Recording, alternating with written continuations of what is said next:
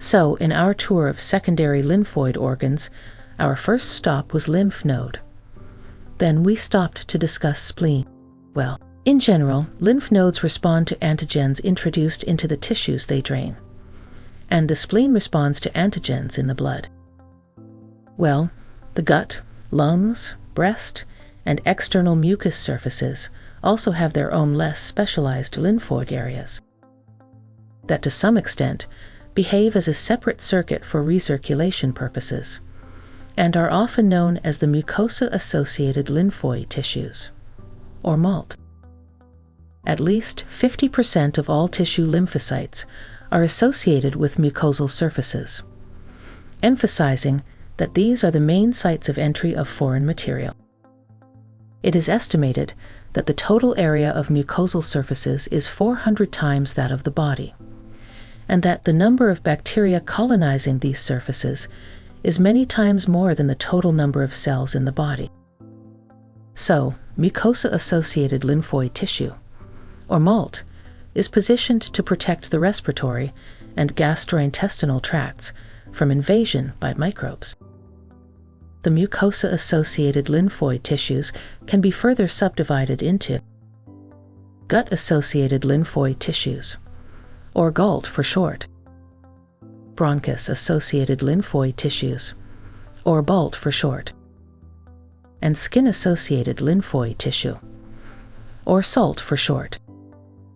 Let's first start with the gut-associated lymphoid tissues, or GALT.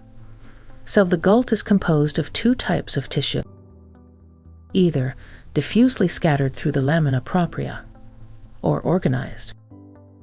Typical organized tissues are the lymphoid aggregates, like the Peyer's patches, analogous to the lymphoid follicles in lymph nodes. Peyer's patches begin to develop before birth, and an adult human has about 200 of them. Peyer's patches have high endothelial venules through which lymphocytes can enter from the blood. And of course, there are outgoing lymphatics that drain lymph away from these tissues. However, unlike lymph nodes, there are no incoming lymphatics that bring lymph into Peyer's patches. So, again, a question arises here. That if there are no incoming lymphatics, how does antigen enter this secondary lymphoid organ? Do you see that smooth cell which crowns the Peyer's patch, the one that doesn't have villi on it? That's called an M cell. These remarkable cells are not coated with mucus, so they are, by design, easily accessible to microorganisms that inhabit the intestine. M cells are sampling cells, cells which specialize in transporting antigen from the interior lumen of the small intestine into the tissues below. To accomplish this feat, M cells enclose intestinal antigens in vesicles called endosomes. These endosomes are then transported through the M cell, and their contents are spit out into the tissues that surround the small intestine. Peyer's patches sample antigens from the intestine, and they do it by transporting these antigens through M cells. Antigen that has been collected by M cells can be carried by the lymph to the lymph nodes that drain the Peyer's patches. Also, if the collected antigen is opsonized by complement or antibodies, it can be captured by follicular dendritic cells in the lymphoid follicles that reside beneath the M cells. In fact, except for its unusual method of acquiring antigen, a Peyer's patch is quite similar to a lymph node with high endothelial venules to admit B and T cells, and special areas where these cells congregate. M cells actually are quite selective about the antigens they transport. They don't just take sips of whatever is currently within the intestine. Ew. How disgusting. Never. These cells only transport antigens that can bind to molecules on the surface of the M cell. This selectivity makes perfect sense. The whole idea of the M cell and the Peyer's patch is to help initiate an immune response to pathogens that invade via the intestinal tract. And for a pathogen to be troublesome, it has to be able to bind to cells that line the intestines and gain entry into the tissues below. Indeed, most of the stuff we eat will just pass through the small intestine in various stages of digestion without binding to anything. So, the minimum requirement for a microbe to be dangerous is that it be able to bind to the surface of an intestinal cell. Consequently, by ignoring all the non-binders, M cells concentrate the efforts of a Peyer's patch on potential pathogens and help avoid activating the immune system in response to innocuous food antigens. So, for your revision, the transfer of antigens from the gut lumen to the subepithelial area occurs via specialized M cells or membrane cells, which pass them to dendritic cells, where they are presented to T and B cells in the normal way. However, dendritic cells within the epithelium can also extend processes between the epithelial cells and take up antigens directly from the gut lumen. So, that was about Peyer's patches. Now, most of the B cells are specialized for IgA production, and B cell memory develops in germinal centers. Lamina propria B cells are responsible for the majority of IgA antibody, although a small amount is made in other sites, such as bone marrow. IgA occurs mainly as dimers of two molecules, held together by a J or joining chain.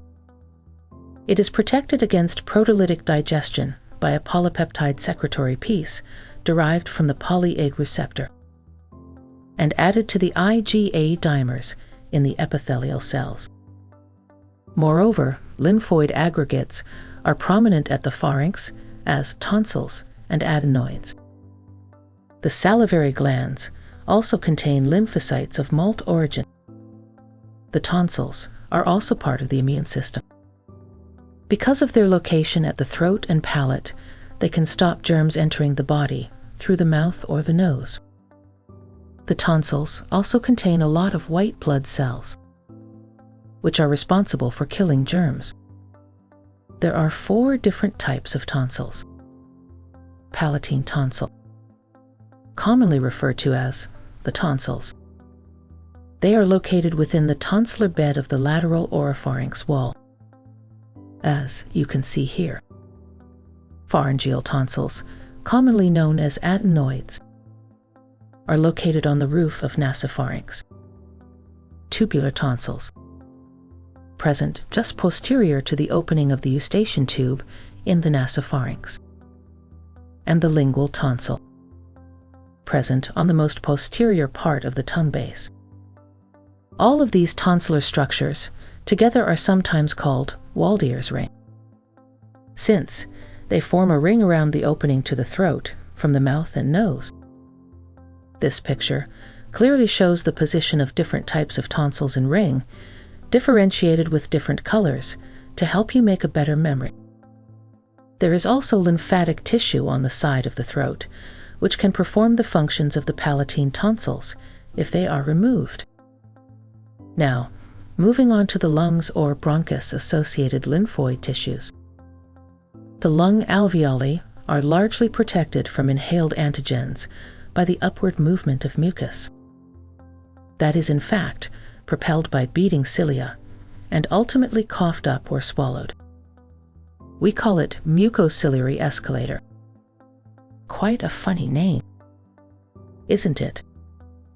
Well, organized and diffuse lymphoid tissues are present in the walls of the bronchi, the upper respiratory tract, but are absent from the lung alveoli, the lower respiratory tract. However, alveoli contain large numbers of alveolar macrophages that take up any debris or microorganisms that reach them. Alveolar macrophages can rapidly recruit T lymphocytes if an infection develops. Now that we are done with gut-associated lymphoid tissues, or GALT, and bronchus-associated lymphoid tissues, or MALT. Next, what we have is skin-associated lymphoid tissue, or SALT.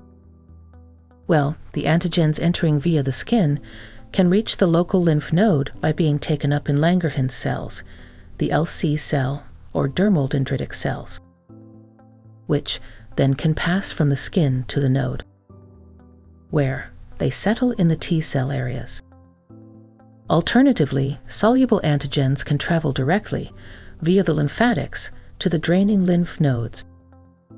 The skin also contains specialized populations of T cells that have a rather limited range of specificities and may act as an initial barrier to infection.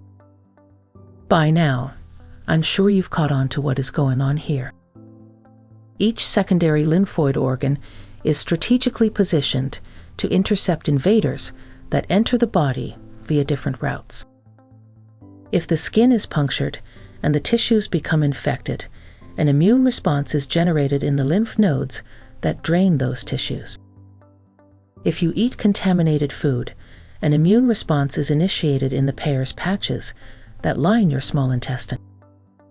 If you are invaded by blood-borne pathogens, your spleen is there to filter them out and to fire up the immune response. And if an invader enters via your respiratory tract, another set of secondary lymphoid organs that includes your tonsils is there to defend you. So, let's now move on towards the second part of the video, where we will be discussing how do lymphocytes travel. So do not go anywhere and keep watching.